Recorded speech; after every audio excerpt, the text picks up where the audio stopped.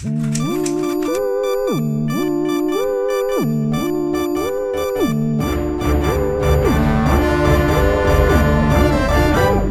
are 5 ways to lose an argument before the end of your first sentence. Number 1, mistake compassion for communism. Communism isn't about investing in infrastructure, nor is it tolerant of immigrants and outsiders. It doesn't care about the weakest links in a society or diversity. In fact, the more faceless, gormless, and less diverse you are, the better for communists and Christians, which is probably why Fox News loves Putin so much. As with any corrupt system, including greed-based capitalism, communism is an excuse to take from the many for the benefit of the few. Robin Hood was not a communist. Number 2, mistake greed for fascism. Greed wants power and money. Those traits are common to any hierarchy. An imbalanced system encourages fascism, but law and order itself isn't fascism. Uniformity and intolerance of dissent are. And every police state in history that's gone fascist has relied on non-police populations to patrol and enforce their intolerance more than that of trained officers. You know, like Texas and abortion. Number 3, quote a source that always panders to your bias without ever criticizing your side. You know, like Newsmax, Fox, Sun Media, and their conservative masters. Reduce those who disagree with you to tropes. This is hard to avoid even for this bear, mostly because the comments that try to contradict what I've said here are the usual cookie-cutter dime-a-dozen tropes coming off of some sort of hell-spawn neoconservative mailing list themselves. But still, if they're not just regurgitated garbage, then it's worth considering and confirming the truth or fallacy behind it. Number 5, if you think any problem is clean and simple, or the answer is simply to stop doing something,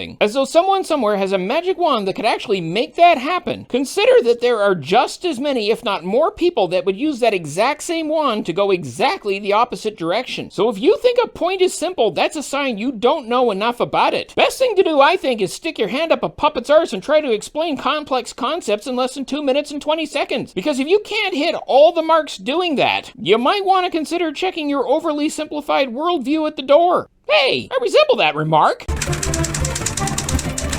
On this day in 1921, the science fiction play R.U.R. Rozumovi Universali Roboti, or Rozum's Universal Robots, by Czech writer Karel Capek, premiered in an amateur theater in Hradec Králové, a city now in the Czech Republic. Capek was the first to use any variation of the word robot in its modern sense. Before the end of the month, the play would premiere at the city's National Theater and then rapidly spread around the world, making it to the Garrick Theater in New York before the end of 1922, with 2 of the robots being played by future stars Spencer Tracy and Pat O'Brien. This may be why it's also Science Fiction Day, World Introvert Day, Cream Pull Day, 55-mile-per-hour speed limit day, Fruitcake Toss Day, Happy New Year Day for cats, Personal Trainer Awareness Day, Motivation and Inspiration Day, and Buffet Day. Yeah, and that's today's Duza Bear Digest. See you tomorrow.